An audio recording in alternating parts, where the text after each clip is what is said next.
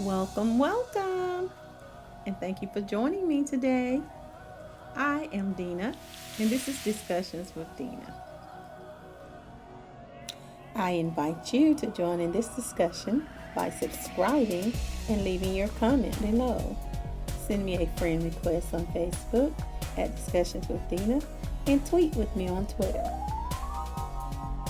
On Monday, Tamika Mallory and Bob Bland, which is a white female, who are the co-presidents of the Women March, were on The View, where Tamika was finally asked why she supported Minister Farrakhan, and specifically why she called him the GOAT, which is the acronym for the greatest of all time. This question was originally asked by Sonny, who asked about her relationship with Louis Farrakhan. And she started off by saying he is known to be anti-Semitic and homophobic. Of course, this is something they do in media when they want to brand a person that they don't like. It's just like a little reminder to say, just remember we have labeled him anti-Semitic. She explained that she called him the GOAT for what he has done in the black community and not because of his rhetoric. That is when Meghan McCain quickly interjected her opinion into the conversation, which is something that she's always wanted to do, because if you watch The View, you know that she has this issue with Minister Farrakhan. She stated that she spoke with a journalist from Tablet magazine who did an investigative report that alleges that there is a lot of anti-Semitism surrounding the Women's March, and specifically that Tamika and co-founder Carmen Perez asserted that Jewish people had a history of exploiting black people and were reported to be leaders in the American slave trade. Now, this is to say or to assume that journalists can't lie or have an agenda of their own.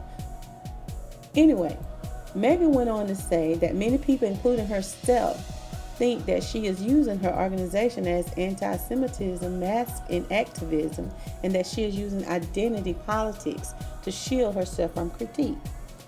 She asks, are those allegations true? This is what she asked Tamika.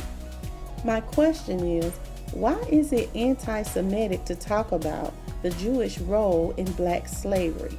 There is no denying that there was some participation and profit to a large number of Jewish people and organizations from the American slave trade. Read the book, The Secret Relationship Between Blacks and Jews. This is neither wrong or anti-Semitic to speak about or call out them for their part in the slave trade. Yes, indeed, some of these so-called Jews profited from and participated in the slave trade. There is no denying this. Tamika replied that she didn't agree with many of Minister Farrakhan's statements, and once again, Meghan interrupted and said to Mallory, then condemn it. And again, Mallory repeated to her that she doesn't agree with many of his statements, and Meghan constantly interrupted because she was really upset about this, and she has this identity within her that what she says is more important than what she has that her guests are saying. So her view is more important. She has become that known for doing that if you watch The View. And Meghan said to her once again, condemn it. And Tamika said that wasn't her language. And she further stated that she should not be judged through the lens of a man. It was clear to me from watching this show that this was just simply an opportunity to scold this young lady. for not following the unwritten guidelines that are set forth by those who dominate or control black people that are in positions of leadership in this country? Why are we constantly being asked to condemn our own people? These are plantation rules. Megan should have been asked to condemn brutality, injustice done to black people by those in authority, and to condemn all of the participants and benefactors of slavery. Condemn them. Then condemn those who never make amends to the descendants of those slaves to this very day. That's you and me, black people, that are part of the diaspora, our people were. Everyone knows you must follow these unspoken rules, or they will conjure up lies, destroy your name and reputation in the media, which will turn your own people against you. We've seen it time and time again. It will leave you destitute and render you useless in the eyes and minds of your own people.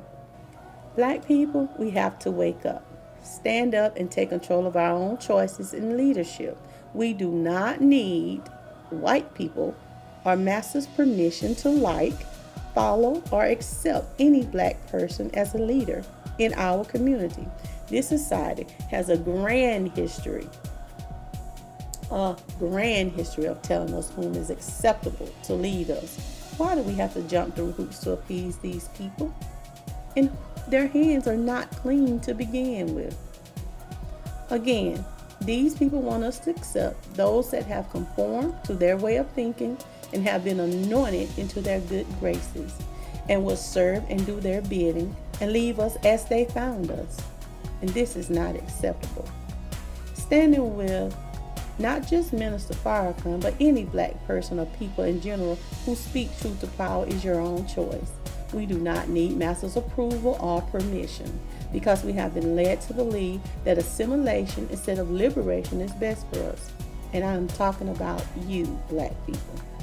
We always find ourselves seeking approval or denying other black people who are pure in heart simply because they have an opposing view from what is considered acceptable to and in this society. We find ourselves making an effort to reject and separate from and even demonize those individuals.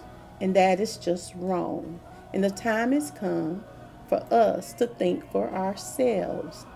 Now, all of a sudden, our former slave masters know what is best for us. I think not. And yes, you can indeed not completely agree with everything a person say or believe and still support them. No one can honestly deny the positive impact that the Minister Farrakhan and the Nation of Islam has had on the black community. It is evident in their work, their lifestyle, and sincere love for their black people. You have to take the beneficial points and use them to improve your life. Free yourself mentally and spiritually, and we can all be free physically. Let me know what you think. Subscribe and leave me a comment. Friend or follow me on Facebook at Discussions with Dina, and tweet with me at Dina Discussions. I want to thank you for listening, and I will see you next time on Discussions with Dina.